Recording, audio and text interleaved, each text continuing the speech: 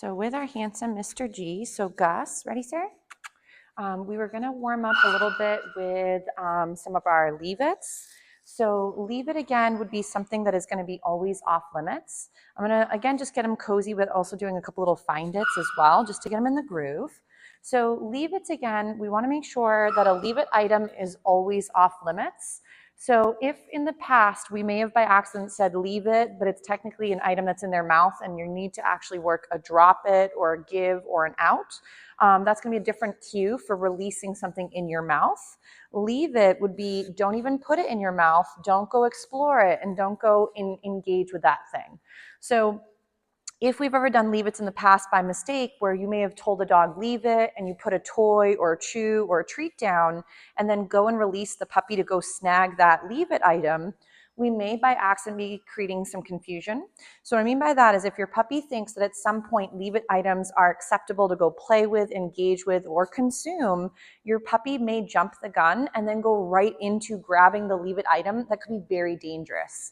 So with my guys, leave it means it's always off limits. It's never acceptable to go visit. It's not something we're going to play with or and put in our mouths to ingest.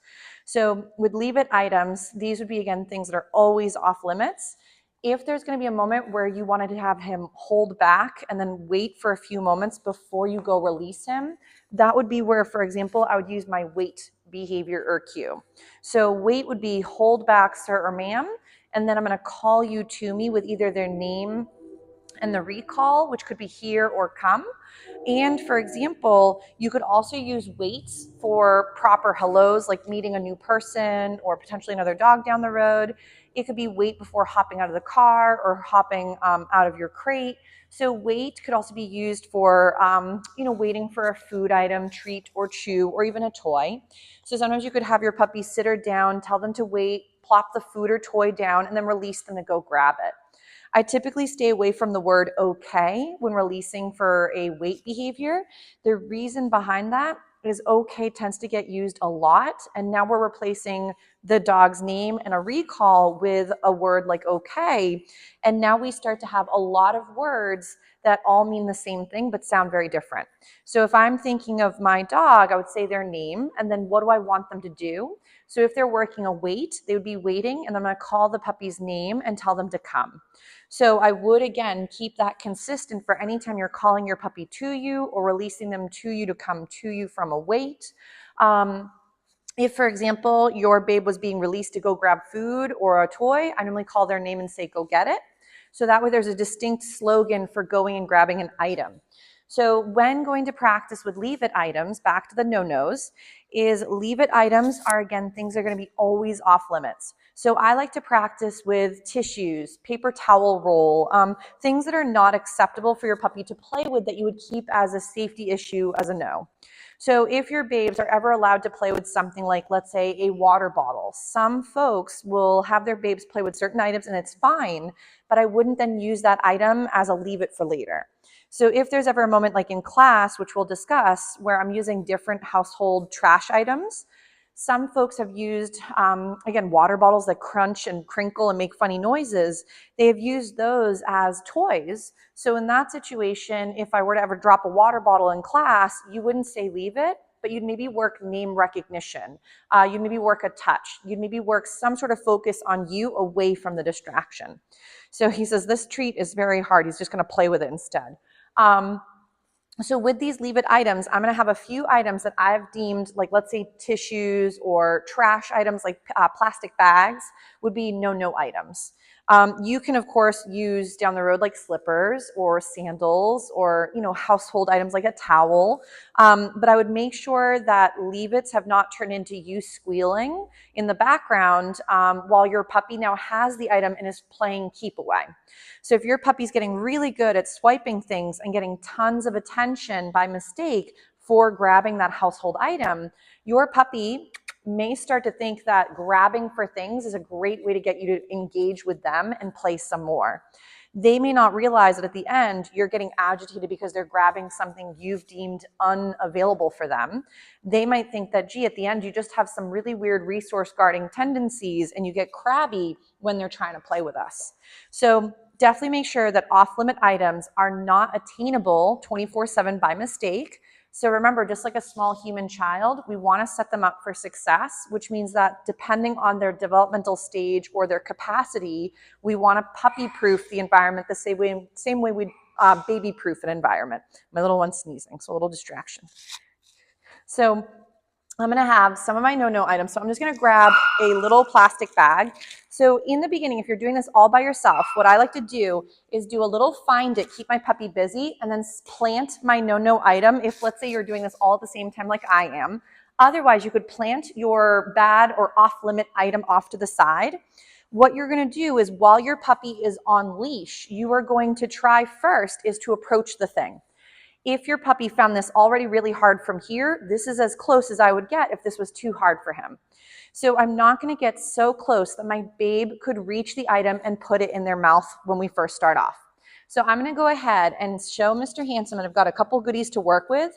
Remember, you could work your puppy on your left or the right. I frankly don't care as long as you guys feel comfortable with whichever side, that's fine by me. I do tend to feed the puppy on the same sides right here. Leave it. Yes, yes.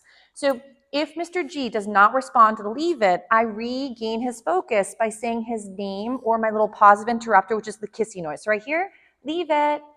Yes, and I feed for that. If Mr. G did not respond to the word, I would help him. So right here, leave it. So right now, Gus, yes.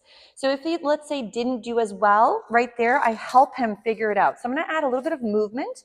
I find movement can be immensely helpful when you're trying something new if the puppy's having a bit of a harder time with it. So that way you can almost give them something to occupy right here. I'm just going to regain his attention with a little kissy noise. I'm feeding him for all this lovely loose leash walking. So right here, he's going to notice the item. I'm going to go leave it. Yes, and feed for that. So you'll see that either I approach the item somewhat sideways, or if I am doing a front approach, so like let's say I'm heading towards the item, I'd only get close enough where my puppy stays either honed it on me or right here, leave it. Yes, what a good boy. Where I want him to think there's value in not approaching or not in engaging with the thing. So right here, I'm going to go near the item. Right there, leave it. Yes, and feed. You'll see that I'm not using leash pops or corrections. Remember this concept of correcting the dog when we have deemed something bad or inappropriate. It doesn't actually teach your dog that they shouldn't do something. Want some water. Okay, he's gonna go grab a drink real quick. So remember that it's not going to teach your puppy to, for example, stop doing what they're doing. It might just startle them out of a response. They won't understand what you'd prefer them to do. So Mr. G just said he had to go grab some water potentially. So if your puppy, ready, Gus?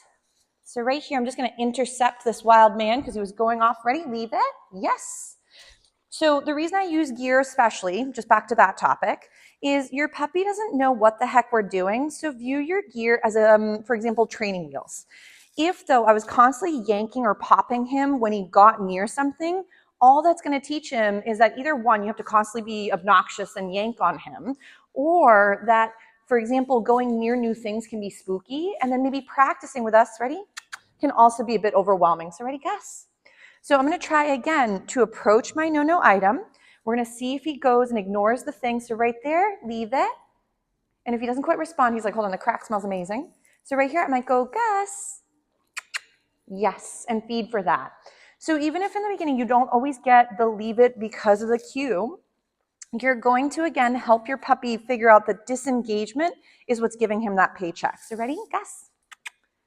So we might try again, approach the no-no item. So right here, yes. So on his own, he noticed the thing and then decided it was maybe more engaging and more beneficial to check in with me. And now he's, of course, saying I'm all pooped out. So with Mr. G, when practicing leave it behaviors or exercises, is start really easy. So right now you're practicing with something that they can't reach, something that has no emotional response. So if let's say you're practicing with a leave it that they've constantly swiped, so like your slipper, maybe don't start with a leave it item that already has an association or has been practiced as a keep away item. Remember that us playing keep away might create more behavioral problems for later. And what I mean by that is if you turn it into, I'm going to catch you, but then when you do catch them, you take the thing away, you might actually turn your puppy into a gulper or potentially a resource guarder. So remember, from their perspective, he's like, oh, so tired, is you maybe by accident, even though you're trying to keep your puppy alive by not eating the scrunchie or whatever it might be, there are better ways to get your puppy to disengage. So teaching a leave it by working it first before you need it, really helpful. Though, let's say, oh no, by accident, I got way too close to the leave it item and now my puppy has it in his mouth. You would want to practice, again, that toy exchange game with things he's allowed to have, because we want to teach him that letting go is, one, not the end of fun. It doesn't always have to be, again, spooky or confrontational, which it shouldn't be. And that, again, you coming nearby does not always equal the end of the game. But if every time I'm like, don't eat the stick, don't eat the acorn, don't eat the this, don't eat the that, and I'm constantly pulling things out of his mouth, we do tend to start to become the end of fun. And even though for safety reasons, we're trying to keep our puppy safe, he might start to think, gee, every time they come nearby, the cool prize I finally caught is gone again. So I'm going to bring him closer to the item. Let's say, oh no, I got so close, my puppy, oh, and of course he's not going to do it, but let's say, oh no, he grabs the item. I could go, Gus, and then do a lovely find it off in the distance. So even though he didn't grab it, this could be a moment where maybe he does grab the item and then you want to quickly try to rip it from his little face.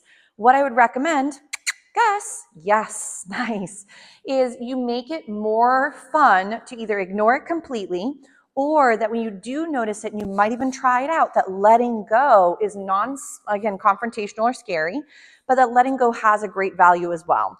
So again, we're going to approach the no-no item. So right here, I'm going to feed him again for ignoring, and I'm going to move around the item. So notice how we've gotten closer to the leave it item, and he's just ignoring the thing. There could be moments where he notices it. Yes, nice job. But he's deciding that right now it's maybe more beneficial to hone in on me than it is the trash. So again, we're pacing back and forth right there. Nice decision, sir. So now we're kind of out of camera shot, maybe potentially as I went by. He's like, and I'm winded. What a tired man. So he did get to actually wrestle a little bit earlier with his lovely friend, Miss Pepper, for a bit in the morning. Nice. So, but if your leave-its don't look like this, we're rushing the steps. So what I mean by that is we're either going so fast and approaching really hard items, and your puppy doesn't know how first to do the dance moves of, let's say, disengagement. So I know in class we've discussed kind of the puppies are a little distracted. See if you can bring them into your space to hone in on you. This is where a lot of these skills, bringing the puppy into your space, is really great. Like all of a sudden you see trash, you could go, Gus, and then bring him into your space, even if you weren't doing a leave it at the time. So this way your puppy starts to realize that moving into your bubble is really beneficial. So here's our no-no item. Yes, nice decision. What a smart boy. So, but obviously as you're practicing, if it's not going as smooth as it is now, it could be one, he could be tired. He could be needing a nap. Maybe his teeth are bugging him. So there's other options to why behavior may not always pan out. But I would highly recommend, if you're working with leave-its, is that you're not repeating yourself as it's already in his mouth and that you're working this off of gear. I wouldn't start there. So almost like bowling, you might start off with the bumpers to hopefully do a little bit better at this brand new sport. But again, bowling is something that does require practice like anything to get better at the skill. So with your puppy, if your leave-its again consists of us just squealing in the background as they're already gnawing or trying to swallow something, we have to be a little bit more proactive in the management first and then practice the setups we want to work on when we're ready to help the puppy be successful. Otherwise, remember, whatever your puppy is growing and practicing and doing, they're going to grow into the behavior, not out of it. So this is important to kind of remember when you're practicing. So nice job, Mr. G. So I might go bring him out for a quick potty, because I find after we do a little bit of practice, we need a little potty break, and then we can come back for another few more skills. But leave-its should definitely look more like this, where it's attainable, it should be comfortable, and it shouldn't be almost like where everybody's flustered. If you're also using a very harsh tone, I don't recommend sounding scary to get your point across, because your puppy won't understand you're getting agitated because they could hurt themselves. They think you're getting agitated at them, and now at times you've gone from being a safe person to an unsafe person that could be scary. So when we're looking for a relationship for example, built on trust. So if he doesn't understand something, getting louder doesn't make it easier for him. It normally will either startle him or confuse him, and then that's something we don't want either. So I always call it the possessed leave it voice. When people go like, leave it, and they get really rowdy, I wouldn't recommend it. So I would instead go nonchalant, again, use your words. So like right here, I go, leave it. And let's say right there, yes. And if he hadn't responded, I would have helped him. So I don't want to set him up where he's failing. I want it to be attainable. And we are going to go out for that pee break, so don't you worry. So right here, here's my leave it item. So I'm going to go leave it, yes. So as he's getting more uncomfortable, you'll see that I don't really want him getting to the end of the leash and bumping into it. I just want him to, he's like, bye.